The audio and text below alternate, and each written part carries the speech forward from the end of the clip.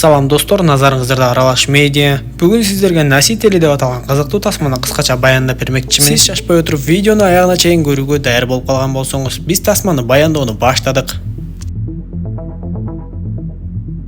Тасманын башында эле таладагы жалгыз аяк жол менен бир унаанын келе жатканын көрөбүз. Ал унаада ага-инелер Брайан менен Дэни жана алардын сүйүшүп күйүшүп жүргөн кыздары бар болчу. Дэнинин кызы Кейт болсо, Брайандын кызы Бобби. Ал төртөө алыстагы эч ким жок деңиз жээгине бара жатышкан. Биз ошол жерден булардын таптакыр эле башка заманда жашап жатканын түшүнөбүз. Анткени бул кезде дүйнөдө өтө эле бир коркунучтуу оору чыгып, анан да ал вирус тездик менен дүйнөгө тарап баардыгы кырылып жатышыптыр. Ошондуктан элдер бири-биринен вирусту жуктуруп албаш үчүн алыстап ээн талааларга качышууда. Жол жүрүп баратышып, бул ээн талаалар аларды көпкө зериктирген жок. Анткени көп өтпөй эле ал жакта жолду бир адам унаасы менен тосуп туруп алыптыр. Ал Фрэнк деген адам болчу жана дароо эле унаадагылар кыйкырып күйүүчү май сурай баштайт. Анын унаасында болсо бир кичинекей кыз башын чыгарып карап турган болчу. Андан Брайан күйүүчү май жок экендигин айтып, терезелерди жаап, ал адамга жакындабай деп айтып жатса деле, Фрэнк болбой эле жакындап келе берет. Бир аздан соң эле жанагы кичинекей кыздын бетинде бет кап бар экени жана ал вирус жуктуруп алганы белгилүү болот. Анда Брайан дароо эле унаасына айдап жөнөп, Фрэнк болсо ачкыч менен анын терезесин чапканга жетишип калат. Брайан жолдон чыгып, Фрэнктин унаасына айланып өтүп качып,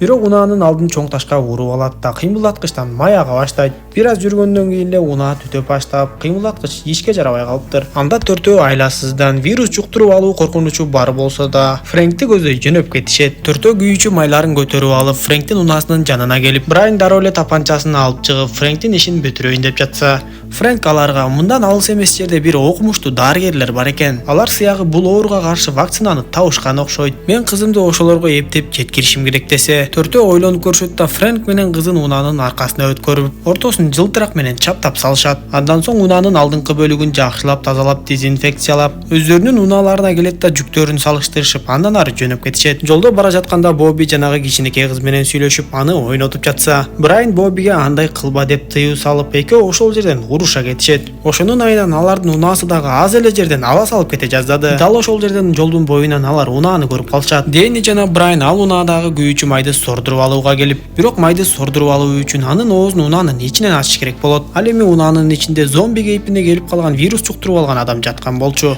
Дэни ал жака кирип аракет кылып жатса, жанагы зомби көзүн ачып эле ойгоно баштайт. Аны көргөн Дэни коркуп кетип дароо эшикти жабат. Бирок күйүүчү май идишинен оозун ачканга да жетишип калды. Кечинде алар бир жерде түнөп калышат. От жагып отурушканда эле алыстан эки унаа кубалашып келе жаткандарын көрүшүп, дароо эле отту өчүргөнгө жетишип калышат. Карап турушта бир чоң жүк ташуучу унаа жеңил унааны кубалап келип токтотуп, анын ичинен качып чыккан адамды дароо эле аткылап өлтүрүп салат. Эртеси күнү алар көчөлөрү бош калган кийинки шаарга жетип келишип, жанагы Фрэнк айтып жаткан окумуштуулардын изилдөөчү жайын дагы таап келишти. Бирок анын ичинен эч кимди таба алышпай, эми кетели деп жатышса, караңгы жактан бир сөлөкөттүн чуркап кеткенин көрүшөт. Аны кубалап жөнөшүп, имараттын башка тарабына өтүп, ошол жактан бир дарыгерди таап алышат. Көрсө ал жерде вирусту жуктуруп алган акыркы дарыгер адам калыптыр. Анан да вирусту жуктуруп алган 2-3 кичинекей бала бар экен. Фрэнк дароо эле дарыгерге кызы вирусту жуктуруп алганын айтып жатса, дарыгер ага биздин вакцина эч нерсеге жарабай калды. Биздин вакцина орну болгону 3 күнгө кечеңдетет. Андан кийин вирус баары бир күчтүүлүк кылып кетет экен. Андан көрө мен бул балдарды кыйнабай өлтүрүп коюшум керек десе, анда Фрэнк Брайандын тапанчасын ала калып, дарыгерди коркутуп, кайра эле кызына жардам берүүсүн сурайт. Анда дарыгер дагы эч кандай айла жок экендигин айтып, мени өлтүрсөң өлтүрө бер, ансыз деле балдарды кетиргенден кийин аркаларынан о дүйнөгө мен дагы кетем деп айтат. Бул кезде унаада калып калган Бобби жанагы кичинекей кыз менен сүйлөшүп отурган. Ошол замат эле кичинекей кыз эсинен танып жыгылып түшүп дем ала албай баштайт. Эмне кылаарын билбей калган Бобби жылтыракты сыйрып артка өтүп барып кызга жардам берейин деп жатса, кыз жөтөлө баштап, оозунан кан чыгып, Боббинин бетине да кан чачырап кетет. Имараттын ичиндеги төртөө чыгып келгенде, Бобби жылтыракты кайра жабыштырып отуруп калат. Фрэнк келип кыйналып жаткан кызын эс алдырат. Кызы ага дааратканага баргысы келип жатканын айтса, Фрэнк кызына сен чоң кызсың да, өзүң эле барып келе калчы деп жөнөтө баштайт. Анткени ал кызы менен унаадан алыстап кетчү эле, Брайан аны таштап кетчүдөй сезилип жатат. Бирок кичинекей кыз аябай алсырап калгандыктан 2-3 кадам баскандан кийин эле жыгыла баштайт. Айласы кеткен Фрэнк кызын көтөрүп алып унаадан алыстап жөнөйт. Анда Брайан дароо эле мүмкүнчүлүктөн пайдаланат да Фрэнктин жүктөрүн түшүрүп, Дэни ага каршы болгонуна болбой эле кыйкырып, унааны айдап кетип калат. Фрэнк кызын көтөрүп кетип бара жатып, унаанын от алып жүрүп кеткенин түшүнүп билип турса да, артын карабай кызы менен жылмайып гана кала берди. Төртөө жолдон токтоп унаанын арткы бөлүгүн дезинфекциялап жатышканда Бобби жанагы кичинекей кызга жардам берем деп жатып кан кылып алган кийимин билдирбестен унаанын алдына таштап коет. Андан ары барып ал күнү жол боюндагы мейманканага түнөмөкчү болушат. Брайан ал жердеги бассейнден ар нерселерди карап жатып, суунун үстүнө чыгып калган өрүктү көрүп коркуп кетип, аз эле жерден сууга түшүп кете жаздады. Ошентип алар гольф талаасында күндү кызыктуу өткөрө башташат. Бобби Брайанга көп жолобогонго аракет кылып эле, эгер өзүнө вирус жуктуруп алган болсо, Брайанга да жуктуруп албайын деп коркот. Гольф ойноп ал жердеги мейманкананын терезелеринин баарын талкалашат. Бирок алар бул мейманканада башка бирөөлөрдүн бар экенин такыр эле байкашкан жок. Кечинде мейманканада жүргөндө аларды белгисиз бирөөлөр кубалап баштап, алар болушунча качышып, бирок кармалып калышат. Брайан болсо бул кезде сыртта жүргөн болчу. Ал жарыктарды байкап калат да, жанагы бет капчан адамдардын бирөөсүн кармап бет кабын чечип, "Силер кимсиңер?" деп сурап жаткан кезде, ал жерге башкалар дагы Брайандын досторун кармап келип калышат.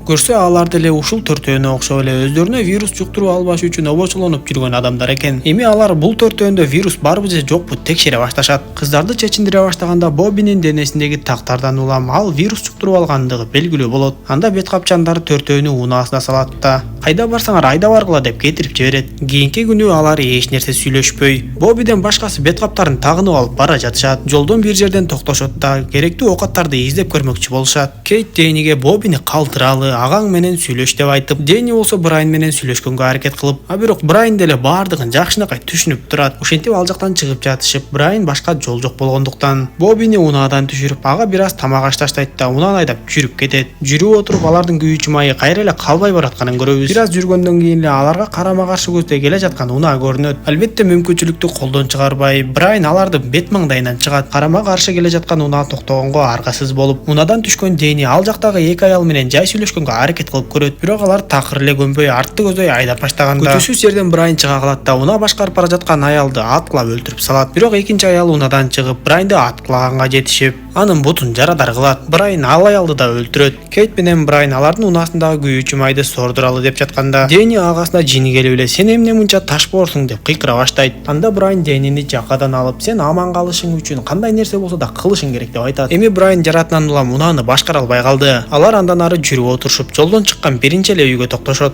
Ал жерден Дэни Брайандын бутун дарылоо үчүн дары издеп чыкмай болуп, терезеден кирип барып эле мылтыкты кармап отурган бойдон өлүп калган кемпирди көрүп чочуп кетет. Үйдүн башка бөлмөсүнөн кандайдыр бир үндөр чыгып жаткан эле. Дэни ал жака кирип, өлгөн адамдын этин жеп жаткан итти көрөт. Ал итти атпай эле коеюн деп чечип дарыларды алып жатса, ит күтүлбөгөн жерден ага секирет. Дэни итти аттып өлтүрүүгө аргасыз болуп, дарыларды алып үйдөн чыгат. Ал агасынын жарадар болгон бутун дарылап жатып, анын экинчи бутундагы тактарды көрүп эле, ал дагы вирусту Боббиден жуктуруп алганын түшүнөт. Дэни ал жөнүндө Кейтке айтса, Кейт биз аны ташташыбыз керек. Өзүң билесиң, бизде башка айла жок деп айтат. Эми баягы Фрэнк отурган жерге Брайан отуруп, ортолору жылтырак менен чапталып жүрүп бара жатышат. Кечинде алар кайра эле жолдун бир жеринен түнөп калышты. Брайан барган сайын алы кетип алсырап баратат. Алар унаадан түшүп жатканда эле Брайан "Тигил экөө мени таштап кетишпесин" деп унаанын ачкычын алып алган эле. От жагып отурганда Брайан уктап кетет. Дэни анын жанына акырын барат да, тапанча менен ачкычты алып унааны айдап жөнөмөкчү болуп калышат. Брайан дагы дароо эле эсин жиып ордунан тура калат. Көрсө Брайан унаанын ачкычын башка ачкыч менен алмаштырып коюптур. Анда Дэни унаадан түшүп Брайанга "Сен өзүң жакшы түшүнүп турасың, биз сени таштап кетишибиз керек" десе, Брайан энисине "Сен мени кыйнап өлтүрө турган өлүмгө таштаба, андан көрө көп кыйнабай дароо өлтүрүп кой" деп суранып, аны уккан Дэни бир топко чейин батын албай туруп, бир кезде агасын 3-4 жолу аткылап салды. Эртеси Дэни Брайандын денесин өрттөп аны менен коштошот да, андан ары экөө унаага отуруп жөнөп кетишип, көп өтпөй эле баягы өздөрү эңсеп келе жаткан деңиз жээгине да жетип келишет. Көрсө Дэни менен Брайан кичинесинен тарта ошол жакта өсүп чоңоюшуптур. Деңиз жээгине келген Дэни бул жер баары бир агасы жок кызыксыз болуп калаарын түшүнөт. Тасма ушундайча соңуна чыгат достор. Видео жаккан болсо мага жакты белгисин басып, дос тааныштарыңыз менен бөлүшүп койгонду унутпаңыз. Кийинки видеодон көрүшкөнчө аман болуңуздар.